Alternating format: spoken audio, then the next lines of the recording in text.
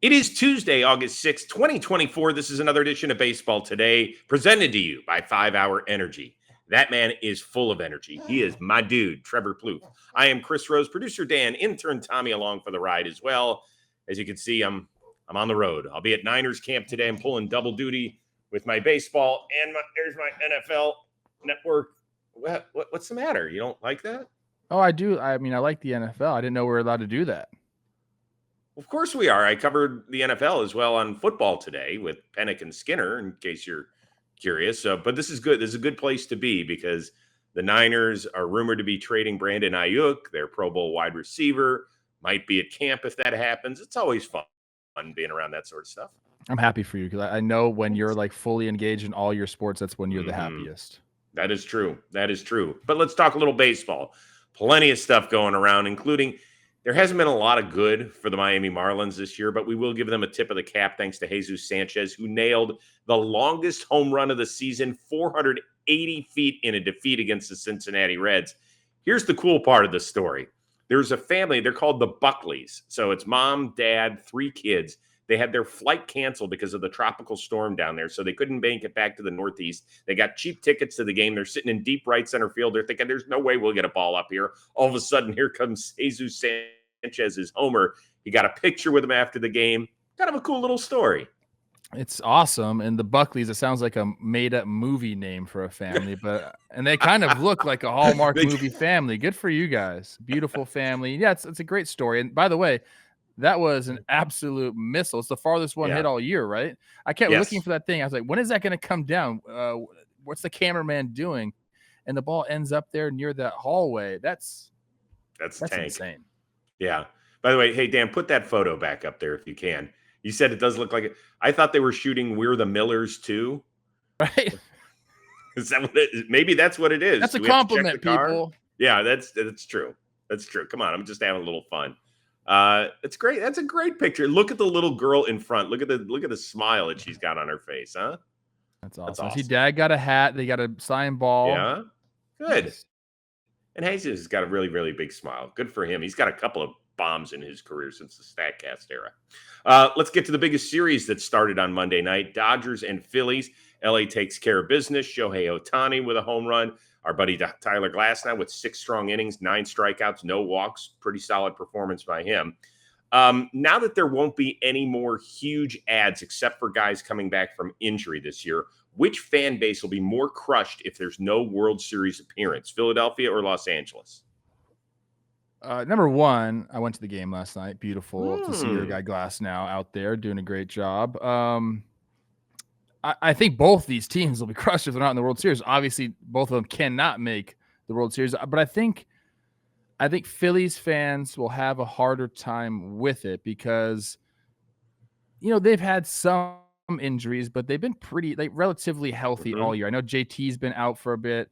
Trey Turner had a spell there, but for the most part, they've been healthy and they've added. And this is their team. This is the team, and they didn't make it last year. And if they don't make it this year, I think they'll be disappointed. The Dodgers fans, while they will be disappointed, they could point to, well, shoot, we didn't have Yamamoto. Shohei is not on the mound for us. Mookie's been out pretty much all season. And hopefully, obviously, he'll be back for the playoff run. Weird things have happened with Walker Buehler. But there's so many things I feel like Dodgers fans will be able to point to and say, well, next year at full strength, this will be our year. And if they do come back at full strength and they don't make the World Series next year, they'll be extremely disappointed. But I just think because of the fact that they have not been able to be at full strength all year, I guess that's my reason why they'll be less disappointed. Yeah, I think both teams have something to prove, right? I mean, when you have Bryce Harper on your squad and a team full of veterans and a lot of the same guys that were there in 22 that lost to Houston in 6 games, you need to get going. This is where the window is open for this team. It feels like their pitching is intact. I know Ranger Suarez is banged up right now, but they expect to get him back. With the Dodgers, I don't know, man. There's still a lot of people out there that want to hold the 2020 shortened season over their head. I mean, if you go on social, it's silly. Well, social media is not real life. It's not real life. That is true. That is true. But it does give you a glimpse of what I think a lot of fan bases are like out there. I think it gives you at least a little slice of it. And I do think that if you were to poll people outside of Los Angeles and ask them whether or not 2020 was a quote unquote real World Series championship, what percentage of baseball fans do you think would say, yeah, you know what? I'd give them a legit ring? Anybody outside of LA is going to say no. That's Right. the bottom line. That's Right. because it's the Dodgers. Well, that's part of it. That's part of it. I think that's a big part of it. If the Cincinnati Reds won it, I don't think we'd be talking about it. I think that's all fair, but we were only dealing with one team. So I do think that some of those people in the Dodger organization and some of those players who have a ring from 2020, even though they'll say, hey, I'm as proud of this as anything, can probably recognize the fact that there are others that harbor ill will. So I do think that you can make the argument for either side, but because of where Philadelphia is right now and their pitching staff is intact and they added Estevez to the back end of their bullpen, like they feel like they are locked and loaded. Yes. I talked to Rob Thompson yesterday. Actually went down. This is a great story. Real quick. Mm-hmm. Walking in, we go down to the field for BP. Thanks to Jamison Hall traveling sec of the Phillies for hooking it up. My guy. Walk down there. Walk right in. First people we see, Scott Boras and Bryce Harper. He daps me up, and you should have seen Teddy's face. Teddy was like, he could not believe that Bryce Harper was right in front of him. It was like one of the coolest things. So shout out to Bryce for, taking some time. It was cool. Did he get a picture with him? We didn't take a picture. He just said what's up. No, come on, man. Why? It's Teddy. It's little 9-year-old Theodore. Hold on. He had his Philly City Connect on too. It was awesome. Oh my God. Are you telling me Harper wouldn't have stopped and been like, hey, Scott? Of course he would. We talked. He was asking about his team and all this stuff. It was great. It was better than a picture. Okay, better than that's true. That's true. Make a memory. That's all. But boy, it sure would be nice to have a photo with one of the greatest ever. I have 2 photos. Josh has got 2 with LeBron. Brady's got 1 with him. Brady is like maybe 2 years old and sitting on LeBron's lap. Love that. It's the best. All right, Plouffe, let's take kind of a step away from the games we play for a second, because there was a scene in Chavez Ravine on Monday night where Freddie Freeman returned after spending time on the family emergency list. His 3-year-old son, Maximus, had been dealing with a really tough illness. Thankfully, he's out of the hospital. He's doing well. The standing ovation that he got in front of the home fans, this is amazing to see him tipping his cap and pounding his hand on his chest saying thank you. And then the Phillies, like Nick Castellanos tipping his cap. And then when Freeman got to first base after the hit, Bryce Harper giving him a huge hug. Here's Freddie Freeman with all the emotions. They made it really hard to hit in that first at bat, but that's a good thing. I was okay with that. It's like one of the most pleasant strikeouts I've ever had in my big league career.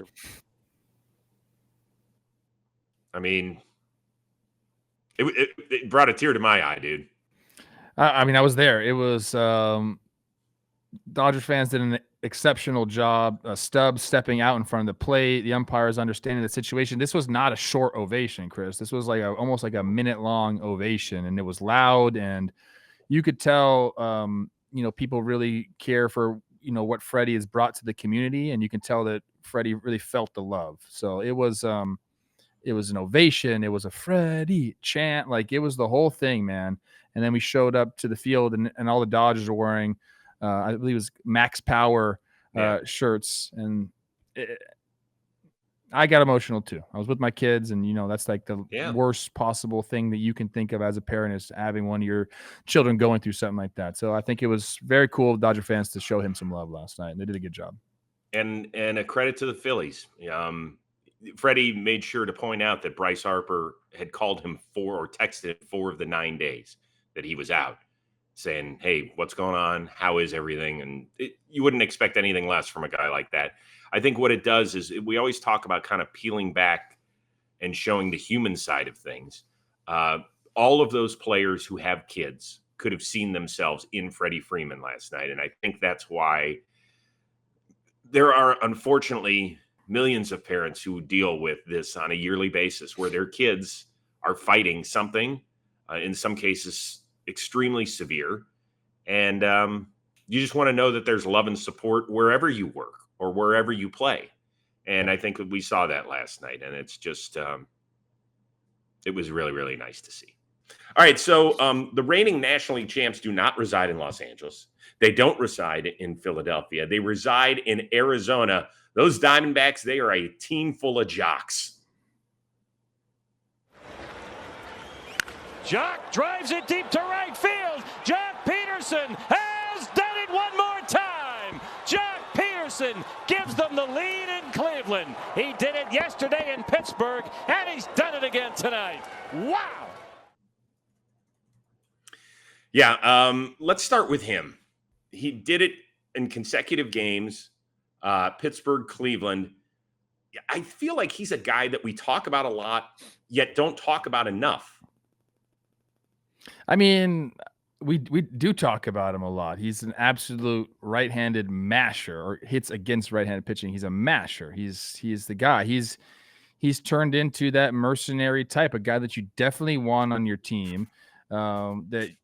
If you're in contention, you're never trading for him. But if you're out of contention, you're definitely trading him to a contender. Like, this guy's going to be like in the postseason for the foreseeable future, right?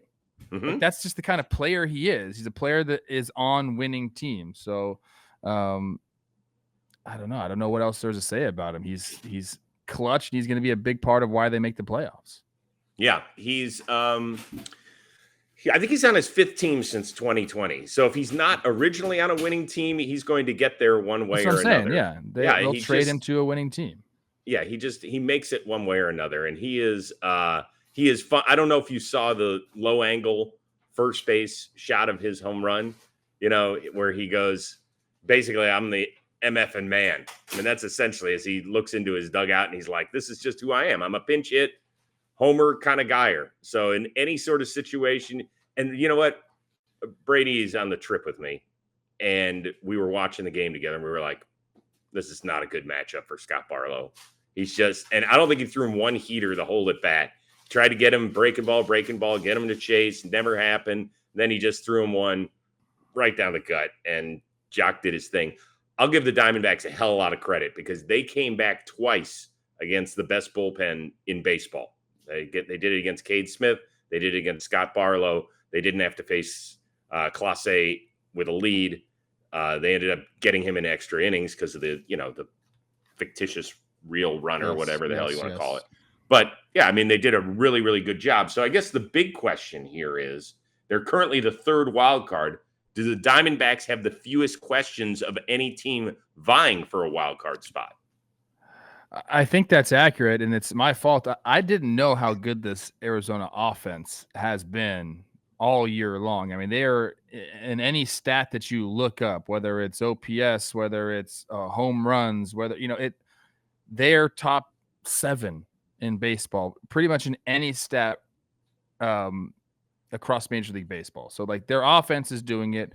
We know they're getting healthy with their pitching, their starting pitching. The bullpen, I guess you could talk about a little bit about the back end. They just had to make an adjustment and got Seawald out of the closer situation, but they got guys that can do it. They got Thompson, Ginkle, the young guy, Justin Martinez. They just brought over Puck. So, like, they have a back end of the bullpen. They play defense and they can hit. And their starting pitchers, when it all comes down to it and they pare it down, like, they can go toe to toe with anybody. Like, so yeah, I think they probably do have the least amount of question marks between, I guess you're talking about Padres, Braves, and Mets. Then yes, they do. Yeah, and anybody else you want to throw in there, whether it's the Cardinals, who obviously made a big move at the trade deadline, getting Eric Fetty. The Diamondbacks made 2 really good, I felt like, under the radar trades to fortify their bullpen. They needed another lefty because Joe Mantiply couldn't carry the water on his own. I mean, that's just asking too much of a guy, although he's been a very good pitcher throughout most of his career. They picked up AJ Puck, and he only threw to 1 batter last night, but we all know that, I don't know. He looks like he's 7'6" out there, and he's got one of these beards where he looks like he should be driving a hooded wagon across the country. He's just such an interesting looking dude. Then you've got Dylan Floro, who's had one of the real underrated years. They picked him up in a trade, and those 2 guys are going to help him. Erod makes his Diamondbacks debut tonight against Cleveland on the same night that Merrill Kelly is going to throw 65 pitches in another rehab start. So he is right around the corner, it sounds like. So these guys are getting additions, not only in the bullpen, but they're going to fortify their starting rotation.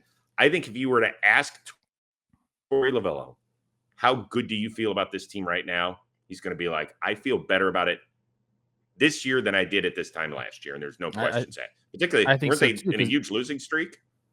They've been through the fire. I think that helps a lot with the team mentality and just, when you're in this sort of race and you've been there before, it helps. Chris, right now, 4th in average, 5th in OBP, 5th in OPS, 2nd in runs scored, which, by the way, that's an important stat. Okay. 10th in home runs. They just get the job done offensively. And I did not give them credit for that. Eugenio Suarez has been really, really good this year. Obviously, Ketel Marte is gone. Absolutely nuts. I think he's probably 2nd in MVP, probably odds. Yeah.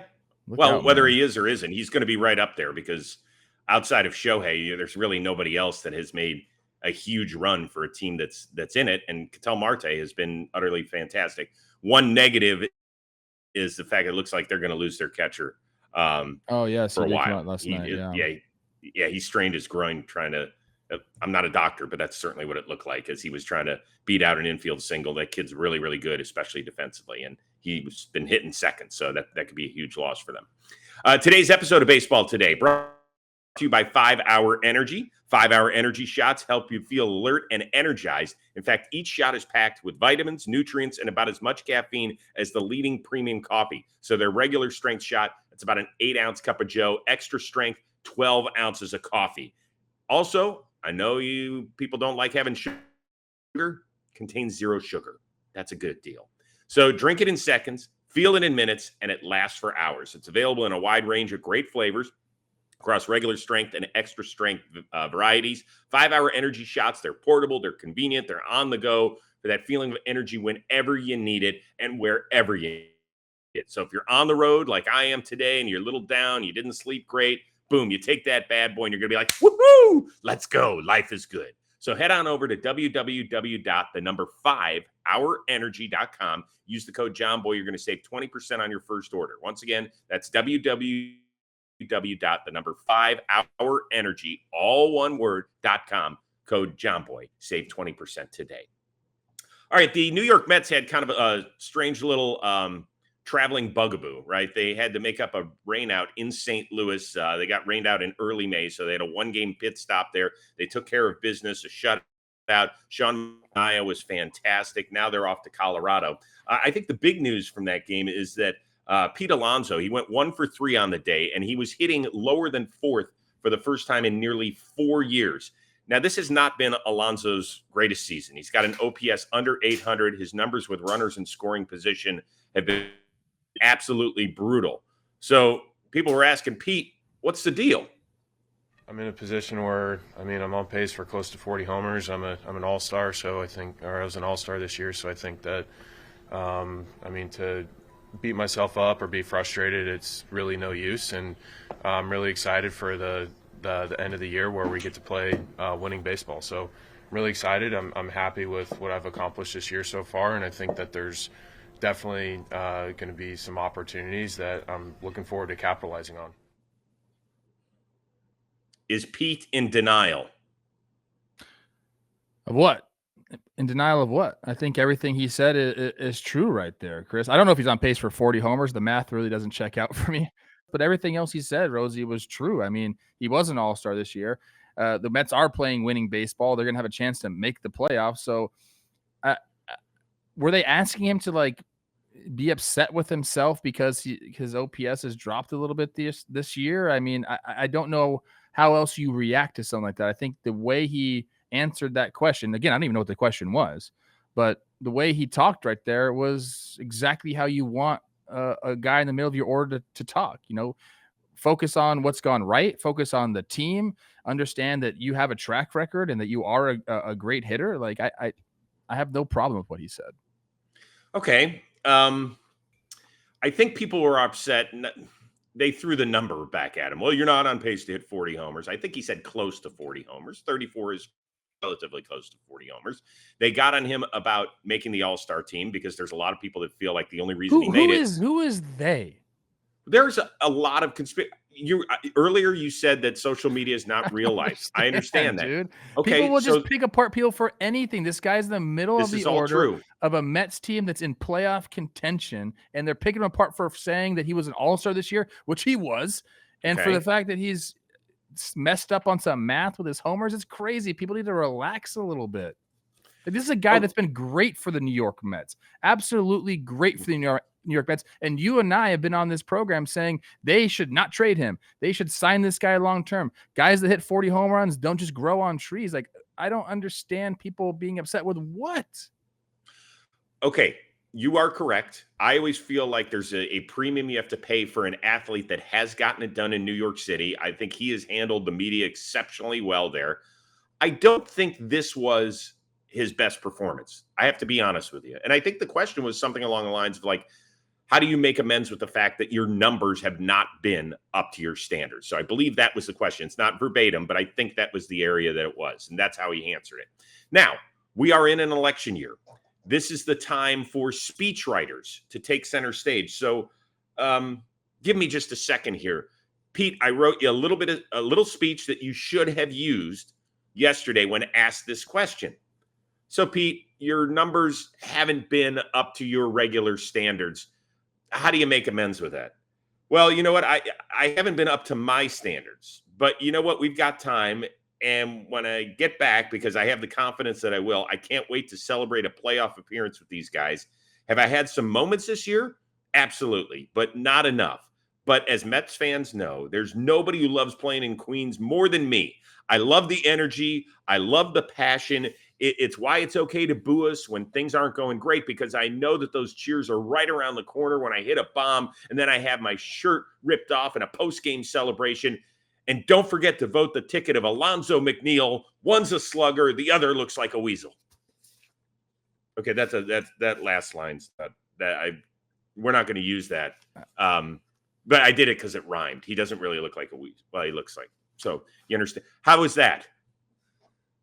I don't think he needs to say anything like that, Chris. I honestly think you're reading a little too far into this. I mean, his numbers.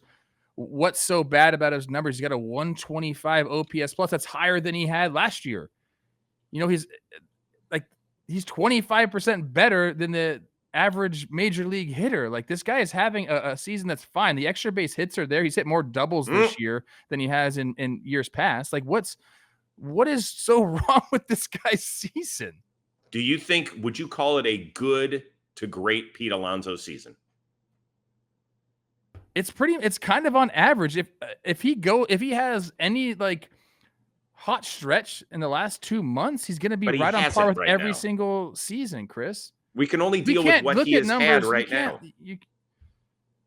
You got to look at the numbers at the end of the year. And if I was to say, is this a good year for Pete Alonso? I would say, yes, it's a good year for Pete Alonso. Is it a great year for Pete Alonso? No, but you're not going to have a great year every single year. That's why it's a great year. I don't even know how this got brought up. And whoever asked that question or whoever started all this is like, I just don't know where they're coming from. Really, it's honestly, I'm a little taken back right now by the fact you're not going to hire me as a Pete Alonso having to defend the season that he's having and the Mets being in playoff contention and all these things. Like, I just don't get it. You're not going to hire me as a speechwriter? You're a great speechwriter. You've done it before. I just don't think there was a need to hire you at this point. Was it a good speech? So Dan is telling us that he's hitting 198 with runners in scoring position. He's got a sub, I believe, 700 OPS. Let's look at the end of the year. I know, but it wouldn't have killed him to say, you know what? Some of my numbers have not been as great. He made it seem like, my God. Let me ask you this, man. Do you want your middle of the order bats, your show pony dude, to be up there talking about how bad he is? Or do you want him to have confidence? Because I want my guy to have confidence no matter what, dude. I'm not on this train. You guys can't convince me any other way. This is ridiculous that we're going after Pete Alonso like this. I don't think people are going after him. You just said they were, and you kind of are right now too, and I don't get it. I'm not going after him. In one area, runners in scoring position, and they moved them down. This team's got a lot of good players, man. We talk about the length of their lineup all the time. Hey, it happens. I think it was the response more than anything else. All I'm saying is if he had one, if he had one line which said, there have been areas where I haven't done nearly as well. That's all. It's okay to admit that. We talk about this all the time about it. What is this even? Where I don't know why we're even talking about this. I really don't. I'm being serious. Like, I'm not trying to be combative. I'm just saying, like, what do you want? I thought he answered the question perfectly. Answer the question. Okay, let's move on. Elly De La Cruz is answering plenty of questions. He had an 0 for streak. I think it was like 0 for 13 heading into last night. He only got 4 extra base hits and was on base 5 times. I guess that's what happened. He trotted around the diamond twice. He hit this bomb is just massive. That's Jesus Sanchez near territory. The Buckleys almost got a second ball, by the way. That was nice. My question is this. Should Cincinnati give their star the Bobby Witt Jr. treatment this offseason and back up the Brinks truck? Yes, they should. And when you asked this question, you sent it over. I started looking into Bobby Witt's contract, and I think it's the perfect contract for a guy like Elly De La Cruz, because it runs basically through it takes 2 years of free agency away. I'm talking about Bobby Witt's now. So until he's 30 years old, it takes 2 years of free agency away. It gives them $36 million in those 2 free agent years. And then he's got 4 player options. So he's allowed to opt out after he's 30 years old, and maybe he wants to go somewhere else. Maybe the organization isn't where he wants to be anymore, or maybe he thinks, hey, we need to renegotiate, or I can go somewhere else. I can go to the Twins and, play for that awesome team, that awesome franchise. But I think that makes a lot of sense for both him and the team. Elly is having a monster year this year. The only thing you could really point to with Elly De Cruz is the strikeout numbers, but he's 22 years old.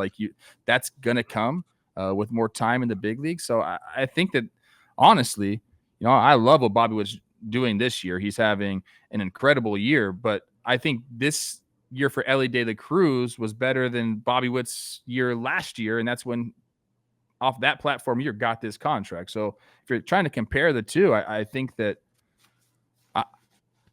if I was the Reds, I would offer him Bobby Witt Jr.'s contract in a heartbeat. Yeah, they've only given out one monster contract there in Cincinnati, and that was to Joey Votto, who was more established when he received his $200+ million deal. By the end of this year, Elly will have played, as long as he plays the rest of the season out, it'll be right around 250 games as a big leaguer.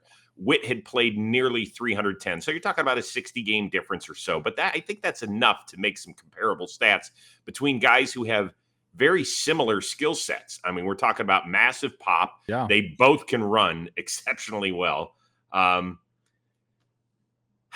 The thing I love about De La Cruz is that things are getting better. His OPS is going to be up about 100 points. That's right around what Bobby Witt made a jump from year 1 to year 2. The strikeout percentage, the number's going to be higher, obviously, but he only played 98 games as a rookie. The strikeout percentage is going down about 3%. So it's not a ton, but it's trending in the right direction. Most importantly, when you make a deal of this nature, you want a guy who's going to stand in front of that microphone and answer questions every day. You know what it's like to be around guys, and in some cases, stars, who run and hide, and they don't think that that's part of the deal. That is part of this grind, is being the face. When they pay you, it's not just to hit balls over the fence or run and make triples and make great defensive plays. It's to do this sort of stuff. It's to be the guy that kids will remember. It's to be the guy that when you've lost 6 of 7, hey, how you guys going to turn it around? And when everybody else is frustrated and doesn't want to be in front of that microphone, you've got to be that guy. It's one of the many reasons I respect Aaron Judge as much as I do. Because not only is he hitting bombs 477 feet, he answers every question. And Elly De La Cruz, we've seen that maturity already. He said, I wanted to go out and become fluent in English because I want the fans to understand how I'm feeling. I mean, hell, if that's not reason enough, on top of everything else, to say this is the dude who's going to be our future and deserves a Bobby Witt contract, hell yes, go back up the Brinks truck. Yeah, I mean, I honestly think Bobby Witt Jr.'s contract is probably a starting point for Elly at this point, because, like I said, Bobby Witt Jr. last year, 813 OPS. He did go 30, almost 30, 50. Yeah. But Elly is going to almost match that. I mean, he's got 20 homers already. His OPS is 844, 57 bags right now. I think that contract is probably the starting point for talking to Elly, which is crazy to say, but he's earned it. Yeah. All right, we want to thank SeatGeek for sponsoring today's video. SeatGeek will help you get any sort of ticket you are looking for. In fact, it is the official ticket marketplace of Major League Baseball, the best place to buy tickets. Here's what you do. You go download the app on your phone if you haven't done so already. The thing I love, it is so fan-friendly. They rate every ticket on a scale of 1 to 10 so you know exactly what sort of deal you're getting. And also, they color code every seat. So green dot, good. Red dot, bad. So you might see something. Let's say you want to get NBA floor seats for the upcoming season. You see that there's a red dot and the seats near the floor. You're going to be like, how in the hell are floor seats bad? Well, it's not the best deal that SeatGeek can get you. And that's why they're looking out for you and your wallet. And by the way, everybody can use the code TODAY10 for 10% off of any tickets on SeatGeek. That's whether you're a brand new customer or a returning veteran. No matter how many times you bought tickets using SeatGeek before, TODAY10 is going to get you 10% off that next order. So take out your phone, open up the SeatGeek app, or download it if you don't already have it. Add that code TODAY10 to your account. What in the world are you waiting for? Do it now because this offer is only available for a limited time. Once again, the code is TODAY10, 10% off your next order, courtesy of SeatGeek. All right, before we get out of here, did you see Miguel Vargas having a seat? I said we weren't going to talk about it, but the White Sox have lost 21 in a row, tied the 88 Orioles for the longest losing streak in American League history. This is Vargas in the corner of the Coliseum up there in Oakland, wondering, last week at this time, wasn't I in Los Angeles or with the Dodgers? What do you think's going through his brain?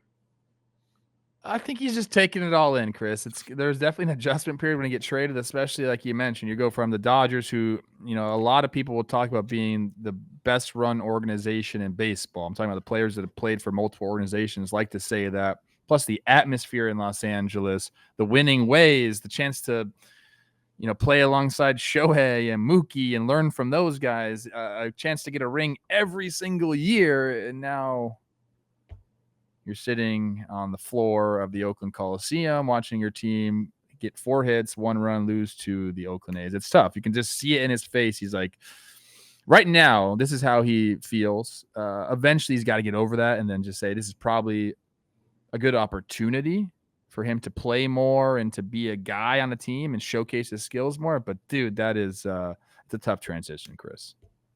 Hang with him, brother. Yeah. Hang with him. All right, we are back at it again on Wednesday. Full slate of games on this Tuesday, so got 2 months to go. We're on the treadmill. Of course, we could see things differently. That's the beauty of sports. There's just because you see things the wrong way does not mean that we're no longer friends. I'm kidding. By the way, I am available to be hired for speech writing at any We might time. need that in this upcoming election. So just DM me. Well, I'm not so sure I can save anybody in that one. I'm going to stay all the way out of this one. For our one-of-a-kind producer, Dan Rourke, our amazing intern, Tommy Young, that is the uber-talented Trevor Plouffe. I am Chris Rose. We will see you Wednesday here on Baseball Today, presented to you by 5 Hour Energy.